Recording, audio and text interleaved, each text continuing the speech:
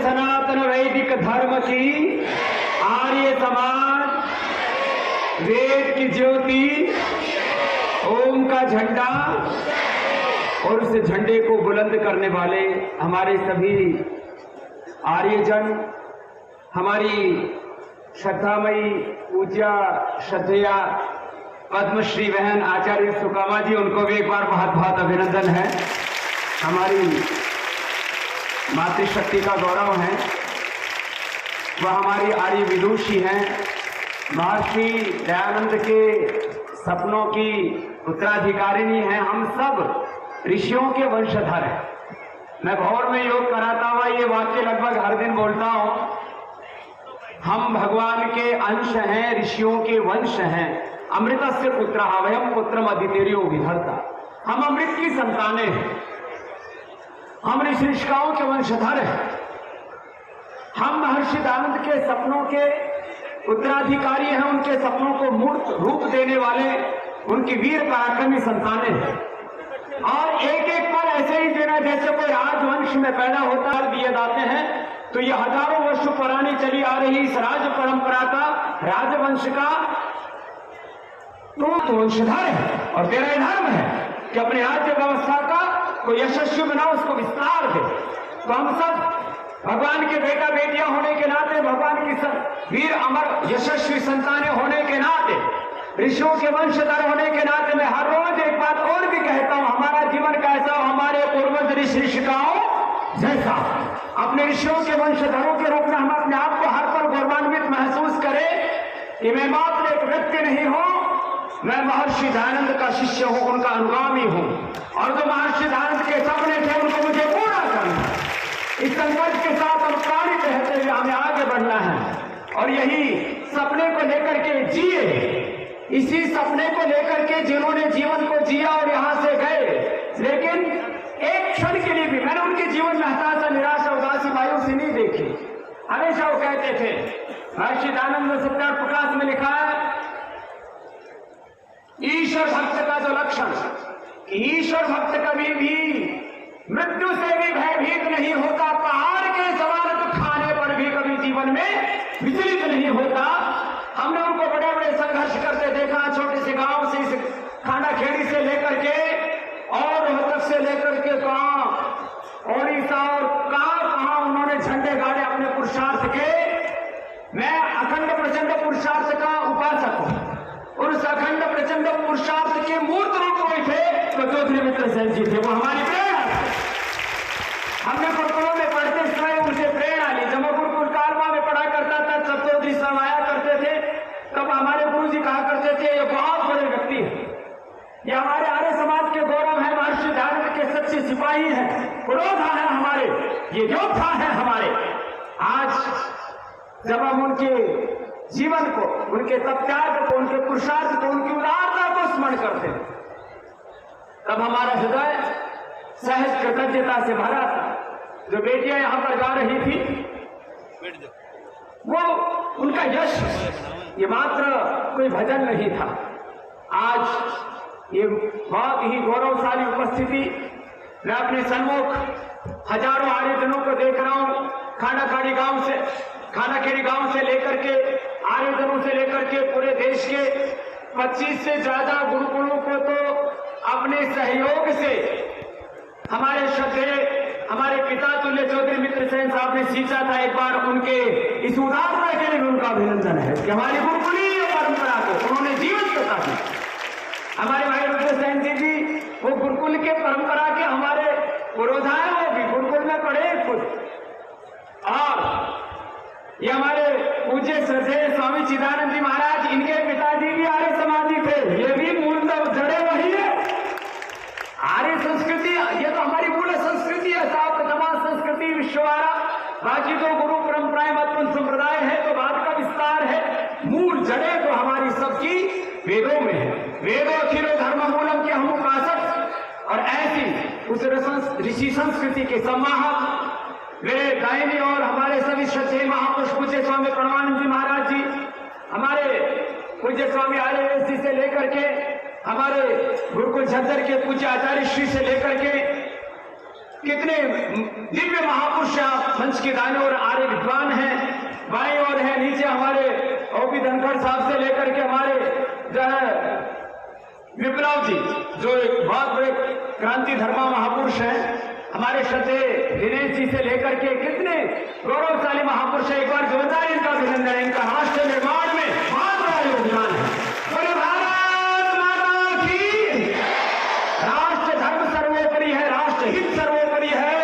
इस विचार को, इस संकल्प को, और स्वतंत्रता स्वाधीनता हमारा जन्मसिद्ध अधिकार है। यद्यपि औपचारिक रूप से लोकमान्य गंगाधर तिलक के नाम से इस नारे को जाना जाता है, लेकिन इसको स्वर देने वाले, ये संकल्प और विचार देने वाले आजादी के आंदोलन के प्रथम उद्गाता कोई है तो महर्षि रामचंद्र सरस्वती।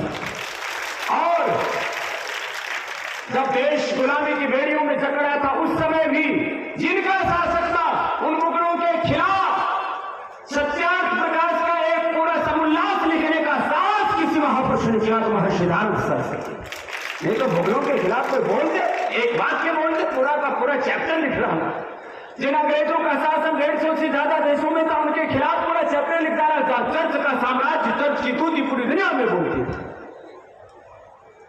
किसी का खंडन करना, किसी को नीचा दिखाना महर्षि दयानंद का मकसद नहीं था, लेकिन वो सत्य के परम उपासक थे। और हम उन महर्षि दयानंद के अनुगामी हैं, शिष्य हैं, उनके वंशधर हैं। जो खूनी रिश्ते हैं, खून के रिश्ते, आजकल वो खून हो रहे, तार हो रहे, उनमें बड़े लड़ाई झगड़े हो रहे। बड़ा मुश्किल है संयुक्त परिवारों का देखना। अभी मैं जयपुर में गया तो एक भाई से मुझे मिलाया, बोले जी इनके परिवार में 152 या 158 लोग हैं। मैंने कहा आज के युग में भी ऐसे संयुक्त परिवारों की श्रृंखला अनवरत है, शाश्वत है, ये भी बड़ी बात है।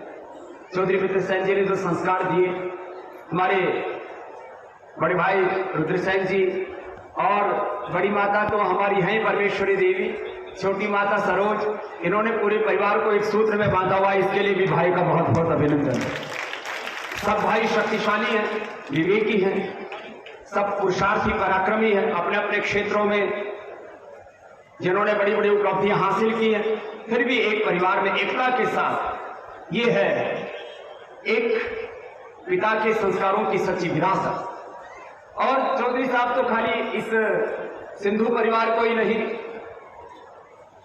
वो तो जो सामने वाक्य लिखा हुआ मित्र से चक्षुषा सर्वाणी भूतानि समीक्षन्ता मित्र से चक्षुषा समीक्षा वहे, ये तो पूरी हमारी वेद की संस्कृति है, उसको उन्होंने जीवन में आचरण के रूप में दिया। वेद मंत्र मात्र पढ़ने के लिए नहीं है, वेद तो हमारे आचरण का आधार है। वेद का पढ़ना पढ़ाना, वेद का सुनना सुनाना और वेद के अनुरूप चलना और चलाना, यही हमारियों का परम धर्म है। उसके बिना आचारहीनम न पुनंति वेदा हो जाएगा। तो ऐसे अवसर पर जब चौधरी मित्र सेन जी की स्मृति में, उनके सपनों का भारत बनाने के लिए, उनके सपनों का आर्य समाज बनाने के लिए, उनके सपनों के अनुसार चरित्रवान से लेकर के राष्ट्र निर्माण में अपने अपने योगदान को सुनिश्चित करने के लिए आज एक बहुत पवित्र दिन है। व्यस्तताओं के बीच में पहले श्रद्धेय पूज्य आचार्य श्री वाष्ण जी को आना था, वो कोरिया चले गए। भाई ने मुझे फोन किया, स्वामी जी आप कहाँ? मैंने कहा हूं तो मैं हिंदुस्तान में। तो बोला आपको तो आना होगा। कल तक मेरा कार्यक्रम नहीं बन पा रहा था, तो भाई ने कहा कि अभी कोई सूचना आई नहीं, क्योंकि सारा प्रोटोकॉल जैव सुरक्षा आदि का ये सब पहले चलता है, तो पुलिस प्रशासन सबको बोलना पड़ता है, हेलीकॉप्टर लैंड करे उसके लिए अनुमति लेनी पड़ती है। तो फोन आया कि अभी तक कोई प्रोग्राम नहीं आया। मैंने कहा प्रोग्राम को मुझे ही नहीं पता है, मैंने बेरो हो तो आगे बताऊं। तो लेकिन इस परिवार के प्रति हमारी एकात्म दृष्टि है, एकात्म भाव है, क्योंकि चौधरी मित्र सेन जी ने जैसे अपने सब बेटा बेटियों को प्रेम किया, ऐसे ही हमें सन्यासी की तरह जहां गौरव देते थे, वही पुत्रवत हमसे आत्यंत की प्रीति भी किया करते थे। मैं उनके को प्रणाम करता हूं, उनके विश्वास को, उनकी श्रद्धा को, जो वो हमेशा, मैंने घंटों घंटों उनके साथ बात की, कोई अभी लंबे चौड़े प्रसंगों की बात नहीं कर रहा, लेकिन हमेशा उनके मन में सपने रहा करते थे हमारे गुरुकुल बहुत यशस्वी होने चाहिए, गुरुकुल के ब्रह्मचारी खूब यशस्वी होने चाहिए। जैसा गुरुकुल का ब्रह्मचारी कैसा होना चाहिए, जैसे ब्रह्मचर्य सूत्र में लिखा वैसा होना चाहिए। चक्षुश्रोत्रम यशस्वासुदिश्यन्नम रोहित अन्नम रेतो लोहित मूत्रम तानि कल्पस्थलीलस्य पृष्ठित तपोतिष्ठत प्रमाणम। माने जो एक पूरा, जैसे हमारे गुरु जी कहा करते थे कालवा वाले कि ब्रह्मचारी में इतना बल होना चाहिए, इतना सामर्थ्य होना चाहिए कि धरती पर प्रलयकारी कार्य कर सके, वो दानवीय कार्य कर सके, जुकाम सरकारी कार्य कर सके। ऐसा पुरुषार्थ, ऐसा पराक्रम, शौर्य, वीरता गुरुकुल के ब्रह्मचारियों में होनी चाहिए। कुछ लोगों में हिंसा का भाव रहा करता था, गुरुकुल में पढ़ा हुआ क्या करेगा। आप जब गुरुकुल के स्नातक आपके सामने आते हैं तब आप लोगों के मुख से आता है गुरुकुल का पढ़ा हुआ क्या नहीं कर सकता हूं, सब कुछ कर सकता। तो ये उत्साह, ये शौर्य का भाव, ये वीरता का, पराक्रम का, उत्साह का भाव हम सब में रहना चाहिए। उस शौर्य के, उस वीरता के, उस उत्साह के आप सब उपासक हैं और महर्षि दयानंद के सपनों को पूरा करने के लिए हम सब प्रतिबद्ध हैं। अक्सर मैं अपने गुरुकुल में जब जाता हूँ बच्चों को आचार्य कलम में तो एक गीत गाया करता हूँ, अभी तो और संभलना है। कहाँ गए थे ढोलकी वाले, तबले वाले? ऋषि दयानंद के सपनों को तालियां बजा लो, आप भी खामोशी से क्यों बज रहे हो? ऋषि दयानंद के सपनों को हमें पूरा करना है, अभी तो और संभलना है, अभी तो और संभलना है, अभी तो और संभलना है।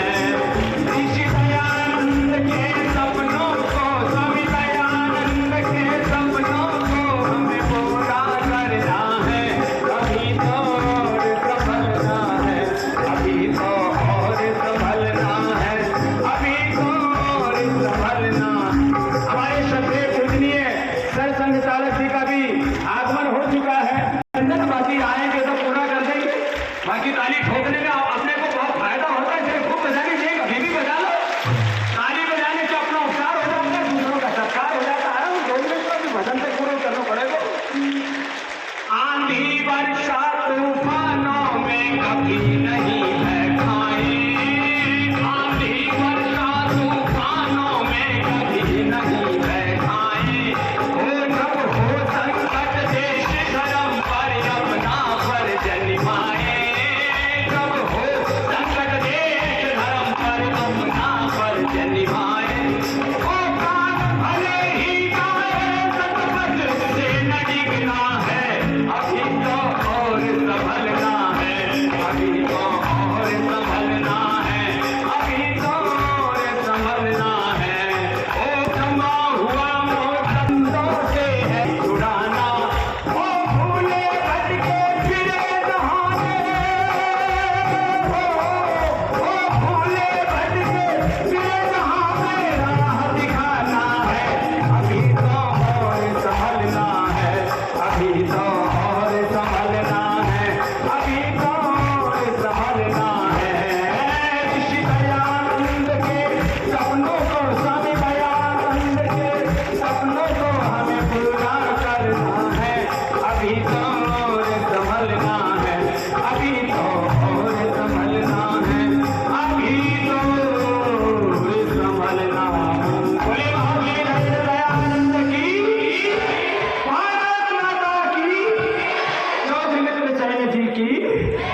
तो उनके संकल्पों को प्रणाम, उनकी पुण्याई को प्रणाम और उनके सपनों को पूरा करने के लिए हमारे जो सारे के सारे भाई, पूरा जो मित्र सेन जी का परिवार प्रतिबद्ध है। और आज ये संकल्प फलीभूत हो रहे हैं, जमीन पर चरितार्थ हो रहे हैं।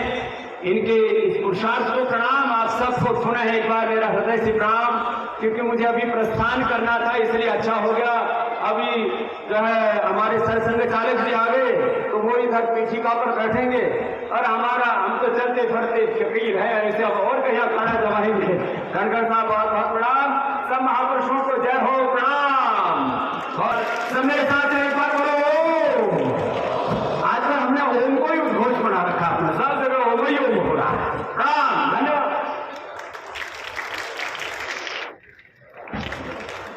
स्वामी जी से बस एक संक्षिप्त सा निवेदन। इस अवसर पर एक अभिनंदन ग्रंथ प्रकाशित किया है और एक कलम स्वामी जी से निवेदन करते हैं कि वो इसका विमोचन करें। आदरणीय स्वामी रामदेव की जोरदार बोलना होगा भाई। भारत माता की वंदे वंदे। मुझे बड़ी प्रसन्नता है, जैसे ही हम लोगों ने प्रवेश किया पूज्य संतों का, जिन्होंने अपना पूरा जीवन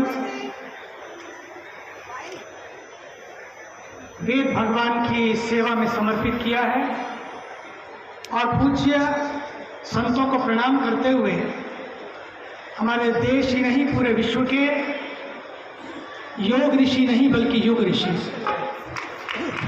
जिन्होंने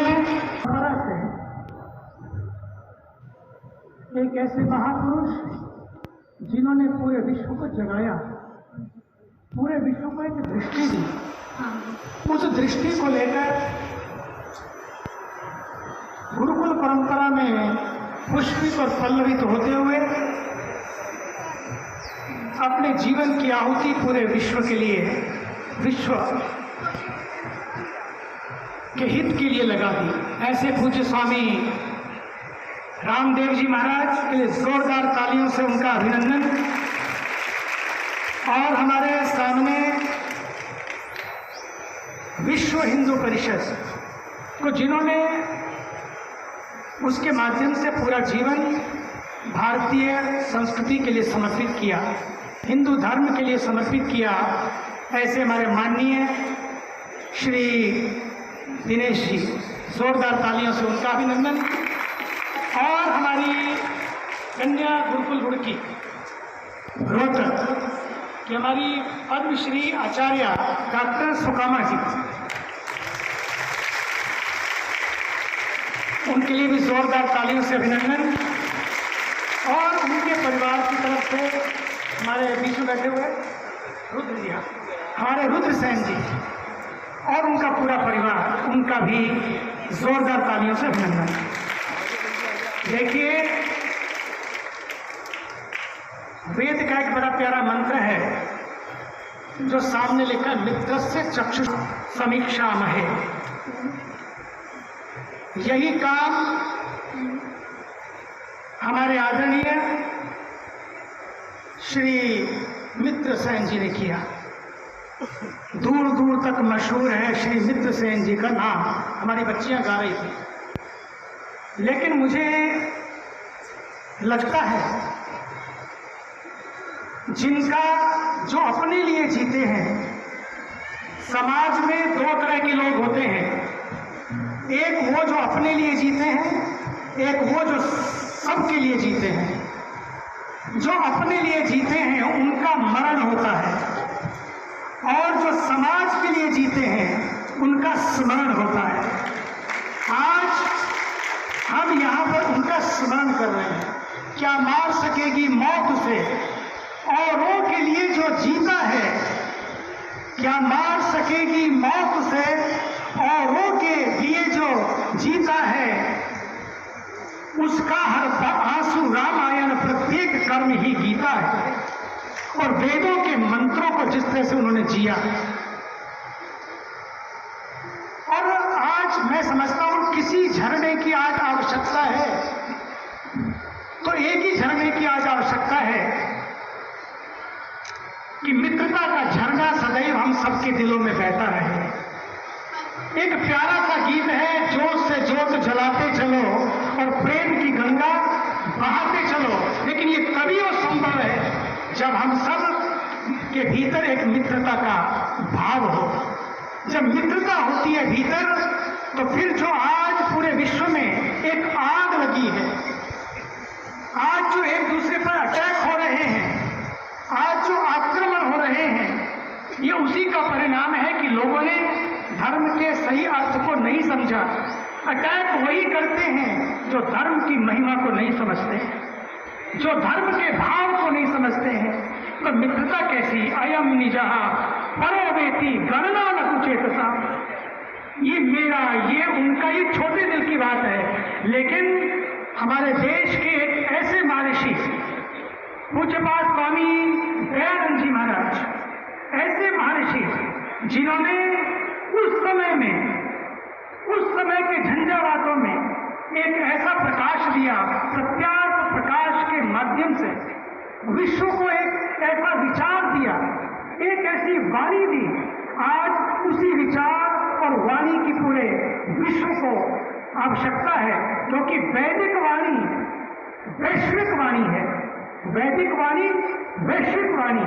और इसलिए आज पूरे विश्व में किसी भी कोरोना की वैक्सीन आई और आज पूरे उसे केवल अपने तक नहीं, 200 करोड़ वैक्सीन बांटी और 100 देशों में उस वैक्सीन को पहुंचाया।